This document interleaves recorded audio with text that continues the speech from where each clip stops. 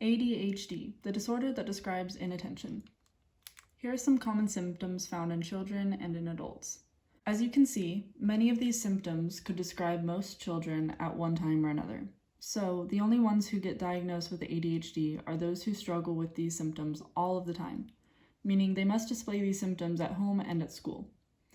There's been a drastic rise in diagnosing ADHD, so let's look at some of the theories to explain it. Sugars and grains. Sugars is pretty self-explanatory. The more sugar you give to a kid, the more hyperactive they will be. Grains is pretty opposite in children, actually. Even though most adults should be eating organic whole grains, many children with ADHD actually do not respond well to most whole grains, especially wheat.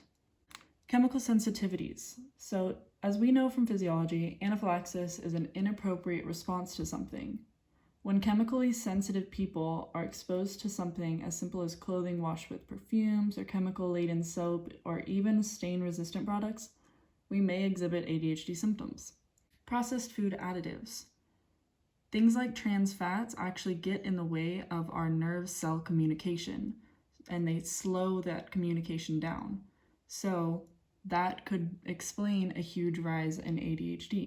Fluorinated water, genetic factors, and environmental toxins are all also linked with the rise in ADHD. Increased childhood vaccinations is surprisingly linked as well.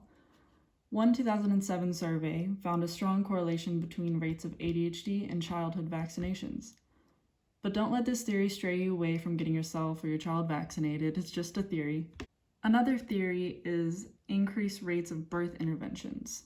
This can result in lack of oxygen to the newborn, which significantly increases the risk of developmental delay. And last but not least, emotionally unstable home environments.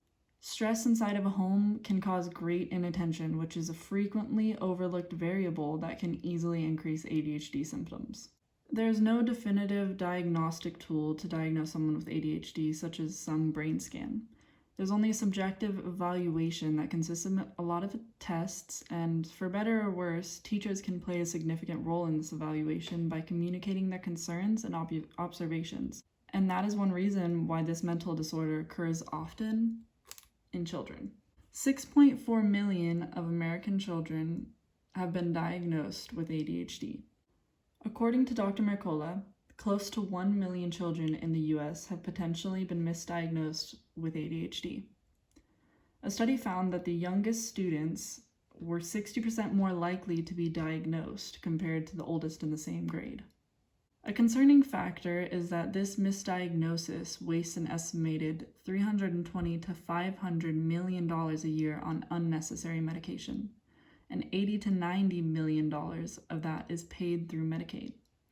So parents assume that this medication is the cheap, convenient way to go. The most troubling part is that the long-term impacts of behavior-modifying medications are unknown.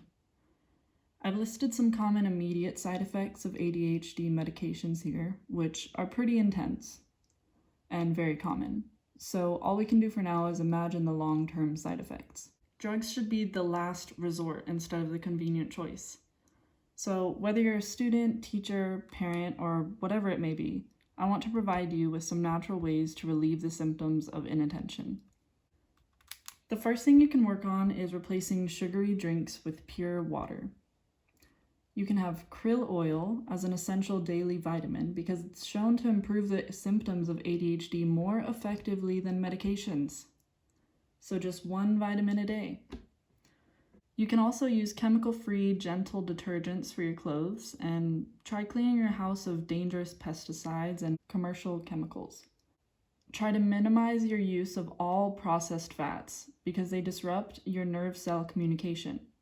Imagine how much faster our nerve cells could communicate without those nasty processed fats getting in the way.